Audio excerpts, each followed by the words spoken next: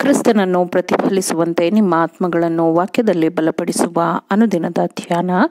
ಇಂದಿನ ಧ್ಯಾನದ ಶೀರ್ಷಿಕೆ ಹನ್ನಳು ಮತ್ತು ಸಮುವೇಲನ ಆರಂಭಿಕ ಜೀವನ. ಈ ದಿನದ ದೇವರ ವಾಕ್ಯ: ಬಾಲಕನಾದ ಸಮುವೇಲನಾದರೋ ಬೆಳೆಯುತ್ತಾ ಬಂದ ಹಾಗೆಲ್ಲ ಯೆಹೋವನ ಮತ್ತು ಮನುಷ್ಯರ ದಯೆಗೆ ಪಾತ್ರನಾದನು.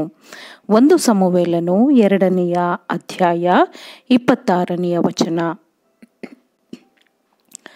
ತನ್ನ ಮಗನನ್ನು ದೇವಾಲಯದಲ್ಲಿ ಪ್ರಸ್ತುತಪಡಿಸಬೇಕು, ಕರ್ತನಿಗಾಗಿ ತನ್ನ ಮಗನನ್ನು ಅರ್ಪಿಸಬೇಕು ಎಂಬ ಹನ್ನಳ ಸಂಕಲ್ಪ ಬಯಕೆಯ ನೆರವೇರಿಕೆಯು ಮುಂದೂಡಲ್ಪಡಲಿಲ್ಲ.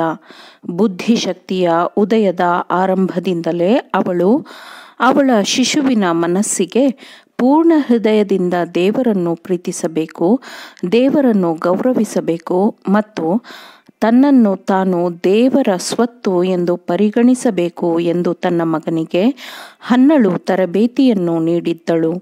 ಅವನನ್ನು ಸುತ್ತುವರೆದಿರುವ ಪ್ರತಿಯೊಂದು ಪರಿಚಿತ ವಸ್ತುವಿನ ಮೂಲಕ ಅವಳು ತನ್ನ ಮಗುವಿನ ಆಲೋಚನೆಗಳನ್ನು ಸೃಷ್ಟಿಕರ್ತನ ಕಡೆಗೆ ಕರೆದೊಯ್ಯಲು ಪ್ರಯತ್ನಿಸಿದಳು.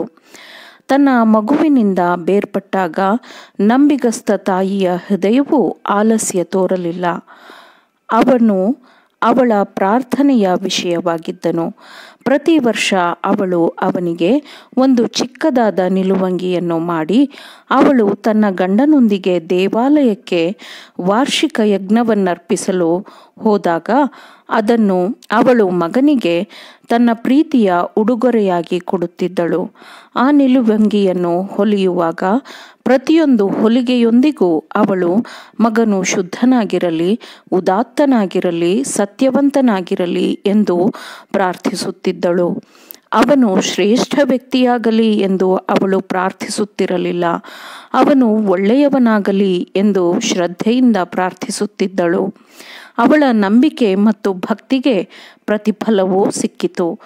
ತನ್ನ ಮಗನು ಬಾಲ್ಯದ ಸರಳತೆಯಲ್ಲಿ ದೇವರ ಪ್ರೀತಿ ಮತ್ತು ದೇವರ ಭಯದಲ್ಲಿ ನಡೆಯುತ್ತಿದ್ದದ್ದನ್ನು ಆಕೆಯು ನೋಡಿದಳು. ಅವನು ದೇವರ ಮತ್ತು ಮನುಷ್ಯರ ದಯೆಗೆ ಪಾತ್ರನಾಗಿ ವಿನಮ್ರ, ಭಕ್ತಿ ಮತ್ತು ಕರ್ತವ್ಯದಲ್ಲಿ ಚುರುಕಾಗಿ ತನ್ನ ದೈವ ಗುರುವಿನ ಸೇವೆಯಲ್ಲಿ ಶ್ರದ್ಧೆಯಿಂದ ಮಾನವನಾಗಿ ಬೆಳೆಯುವುದನ್ನು ನೋಡಿದಳು. ಹೀಗೆ ಪ್ರತಿಯೊಬ್ಬ ತಾಯಿಯೂ ತನ್ನ ಕರ್ತವ್ಯಗಳು ಮತ್ತು ಜವಾಬ್ದಾರಿಗಳು ಎಷ್ಟು ದೊಡ್ಡವು ಮತ್ತು ತನ್ನ ನಿಷ್ಠೆಯ ಪ್ರತಿಫಲವು ಎಷ್ಟು ದೊಡ್ಡದಾಗಿರುತ್ತದೆ ಎಂಬುದನ್ನು ಅರಿತುಕೊಳ್ಳಲು ಸಾಧ್ಯವೇ? ತಾಯಿಯ ದೈನಂದಿನ ಪ್ರಭಾವವು ತನ್ನ ಮಕ್ಕಳನ್ನು ನಿತ್ಯ ಜೀವನ ಇಲ್ಲವೇ ನಿತ್ಯ ಮರಣಕ್ಕೆ ಸಿದ್ಧಪಡಿಸುತ್ತದೆ. ಅವಳು ತನ್ನ ಮನೆಯಲ್ಲಿ ಪದವಿಯಲ್ಲಿರುವ ಮಂತ್ರಿಗಿಂತಲೂ ಸಿಂಹಾಸನದ ಮೇಲಿರುವ ರಾಜನಿಗಿಂತಲೂ ಹೆಚ್ಚು ನಿರ್ಣಾಯಕ ಶಕ್ತಿಯನ್ನು ಚಲಾಯಿಸುತ್ತಾಳೆ.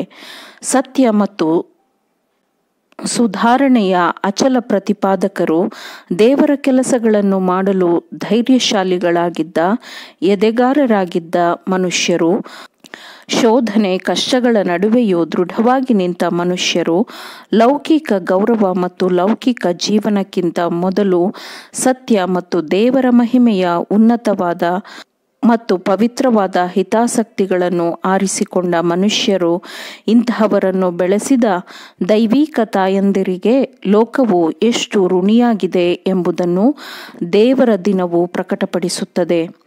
ನ್ಯಾಯಾಸನಗಳನ್ನು ಹಾಕಲ್ಪಟ್ಟು ಪುಸ್ತಕಗಳು ತೆರೆಯಲ್ಪಟ್ಟಾಗ, ಬಲ ನಂಬಿಗಸ್ತನಾದ ಒಳ್ಳೆ ಆಳು ಎಂದು ಉನ್ನತನಾದ ನ್ಯಾಯಾಧಿಪತಿಯು ಹೇಳುವಾಗ ಮತ್ತು ಆ ನಿತ್ಯ ಮಹಿಮೆಯ ಕಿರೀಟವನ್ನು ಜಯಶಾಲಿಯಾದವನ ತಲೆಯ ಮೇಲೆ ಹಾಕಲ್ಪಟ್ಟಾಗ, ಜಯಶಾಲಿಯಾದ ಅನೇಕರು ನೆರೆದ ಭೂಮಂಡಲದವರ ಮುಂದೆ ನಿಂತು ತಮ್ಮ ಕಿರೀಟಗಳನ್ನು ಎತ್ತಿ ಹಿಡಿದು ತಮ್ಮ ತಾಯಿಯನ್ನು ತೋರಿಸುತ್ತಾ, ನಾನು ಇಂದು ಏನಾಗಿದ್ದೇನೋ ಅದನ್ನು ದೇವರ ಕೃಪೆಯಿಂದ ತಾಯಿಯು ಮಾಡಿದ್ದಾಳೆ.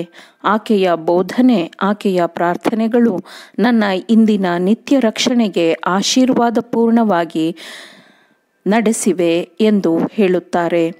ದೇವರು ಗುಣಸ್ವಭಾವವನ್ನು ತೂಗಿ ನೋಡುವಾಗ ಸಮುವೇಲನು ಪೂರ್ಣನಾದ ಒಬ್ಬ ಶ್ರೇಷ್ಠ ವ್ಯಕ್ತಿಯಾದನು. ಪ್ರಸ್ತುತವಿರುವ ಅನ್ಯಾಯದ ನಡುವೆ ಸರಿಯಾದವುಗಳಿಗೆ ದೃಢವಾಗಿ ನಿಲ್ಲಲು, ದುರ್ಗುಣದ ಬೆಳವಣಿಗೆಯನ್ನು ತಡೆಯಲು ಮತ್ತು ಸದ್ಗುಣ, ಶುದ್ಧತೆ ಮತ್ತು ನಿಜವಾದ ಮಾನವತ್ವವನ್ನು ಉತ್ತೇಜಿಸಲು ಯುವಕರಿಗೆ ತರಬೇತಿ ನೀಡಬೇಕು.